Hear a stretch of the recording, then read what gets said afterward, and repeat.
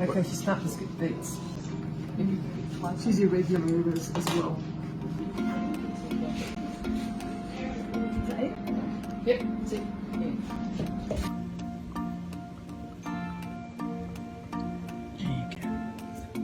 We anaesthetise them, we clean their wounds, we cut off any dead skin and put on a burns cream to help them heal, bandage them, and then every 3 days we replace those bandages. Still dropping. She's down to 76.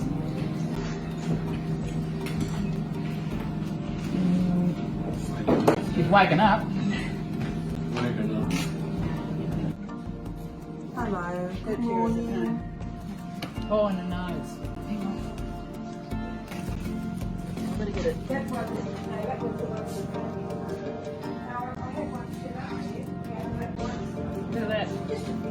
Wow.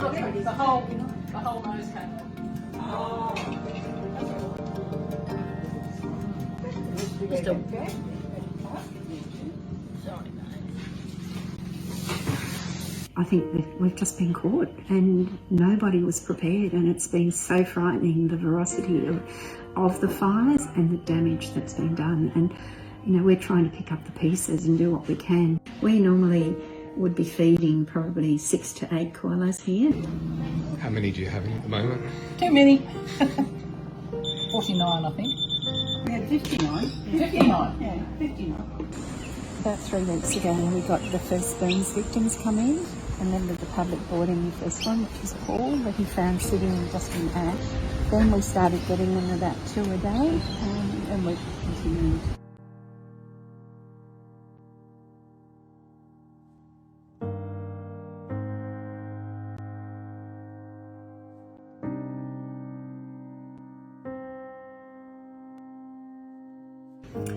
For me personally, the toughest day was when we had to euthanize a little koala. Her name was Rue.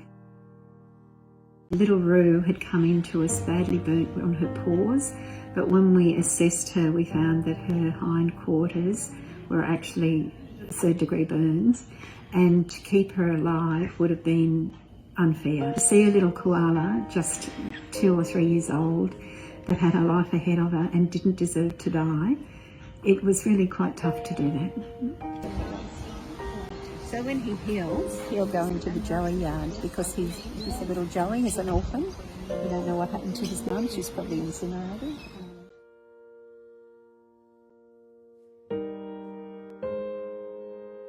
What's been the best day since this catastrophe happened? The best day, the best day. What's been the best day?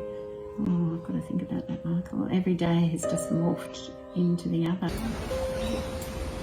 So this is where we wash all the baskets. This is our leaf room. So these are our rehabilitation yards. This is our so this is Peter and Paul. Paul was the very first koala who got in. That's a good Paul over there.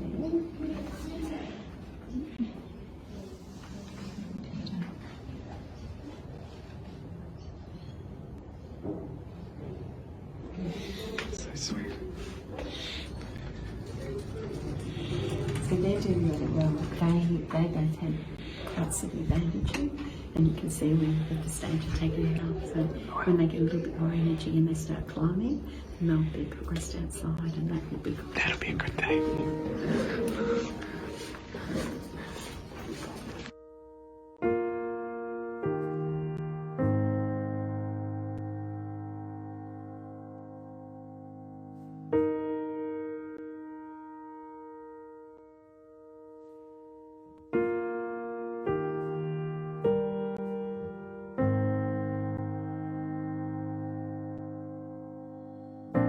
To prevent this happening again, they need to do backburning, they need to do it, be guided by forestry and national parks. People have just got to listen, authorities have got to listen and take notice and really step up and start to do something.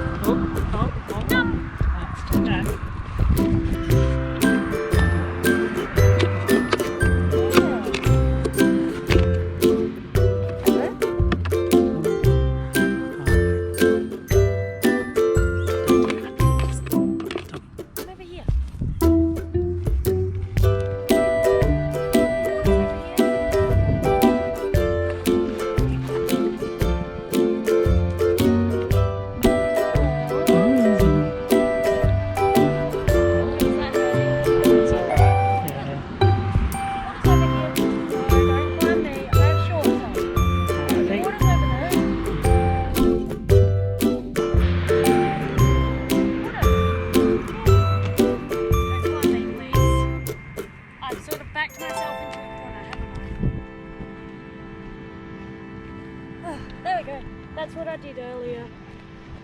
It worked. See?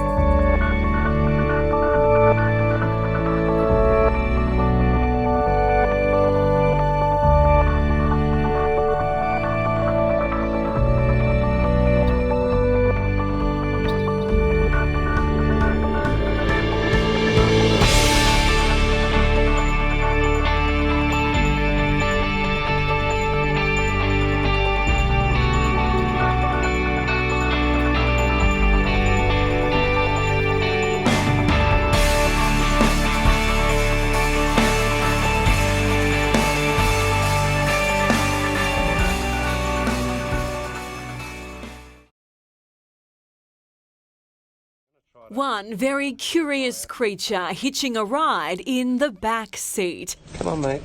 Winemaker Tim Whitrow discovering his new passenger while returning to his car just moments after stopping to sample some grapes in McLaren Vale.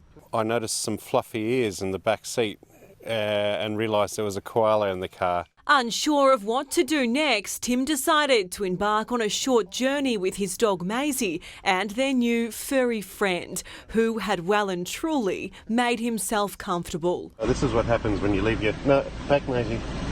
When you leave your car doors open in a vineyard. Tim believes the koala had climbed into his wagon looking for a spot to cool down, his dog unalarmed by the intrusion. Can I get you to come out of my car, please? Tim then spent the next 2.5 minutes trying to coax the koala out into nearby bushland. When water didn't work, he tried a gentle nudge. No. But the stubborn marsupial had other plans. I know it's nice and cool in here with the aircon. No, don't go up the front. Oh, man. Mate, what are you doing? It was definitely a chilled koala. I ended up having to pick it up by the scruff of the neck and literally pull it off the dash to take it out of the car. Eventually, after leaving his mark, the animal was out and up the nearest gum tree in no time. Good on you, mate. Thanks for all the damage to my car. Tim says while his work car is insured, he won't be getting the dash repaired. Instead, it will remain a special reminder of his unique encounter. I feel really blessed for the experience. I really do. It was pretty amazing. How many times has that ever happened to you? Georgia Westgarth, 9 News.